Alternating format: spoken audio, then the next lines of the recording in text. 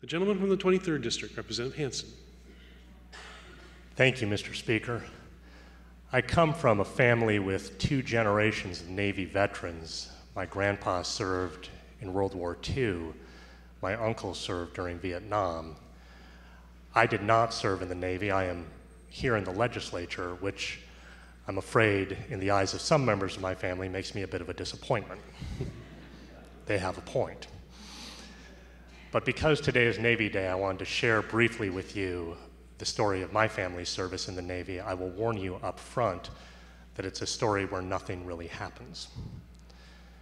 My grandpa, George Lemke, enlisted in the Navy in 1944. He was 34 years old, working as a civil engineer in Seattle. He left behind a wife and 2 young kids, a little boy named Terry and a 1-year-old baby girl named Carolyn. That was my mom, who you all heard give the morning prayer up there just on Monday.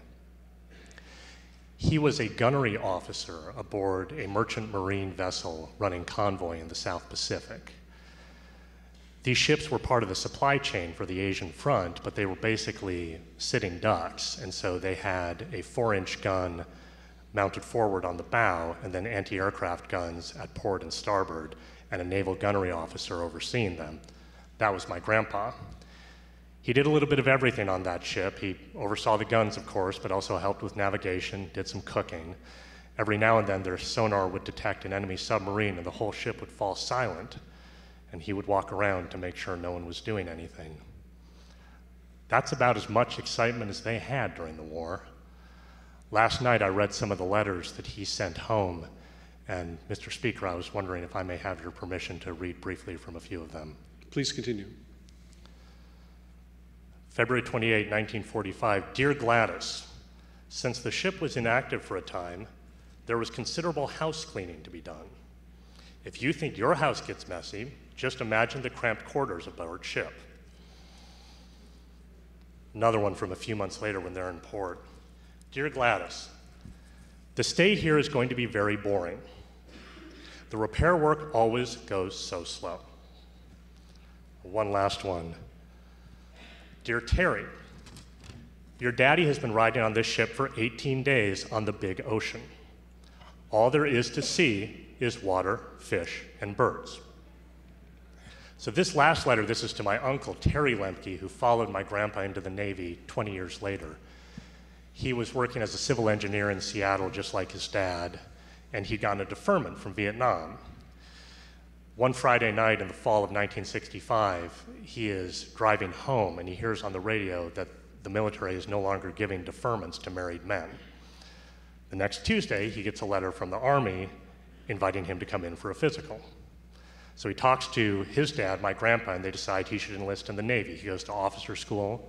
He goes to civil engineering school, where they trained the engineers to go in country and build things that the North Vietnamese would try to blow up. At the end of training, everyone gets in a big room and you find out where you're going to go. So they call out a name and say something like 31st Construction Battalion, Vietnam, and the guy's wife would start to cry. They get to my uncle and they say, Terry Lemke, Midway Island. My uncle is thrilled. He has no idea where Midway Island is, but he knows it's not in Vietnam. Midway's famous from World War II, and in Vietnam it was still run by 2 big old electric generators left over from the Second World War, and he was a civil engineer, and it was his job to keep the place running. So he worked on the refrigeration, he worked on the plumbing. They had big galvanized pipes that would get corroded that he felt like all he did was replace. And that's the story of my family's service in the Navy.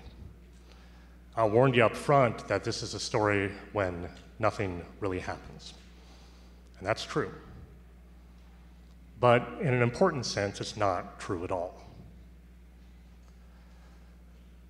My uncle and my grandpa's service is not the kind of service that gave them great stories to tell us when we were little kids growing up. It's not the kind of service that wins you any medals. It's just the kind of service that wins a country's wars.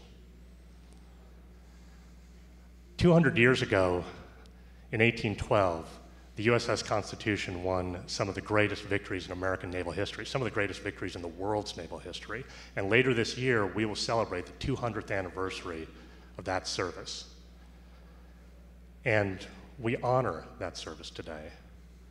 But we also honor the service of people like my uncle and my grandpa.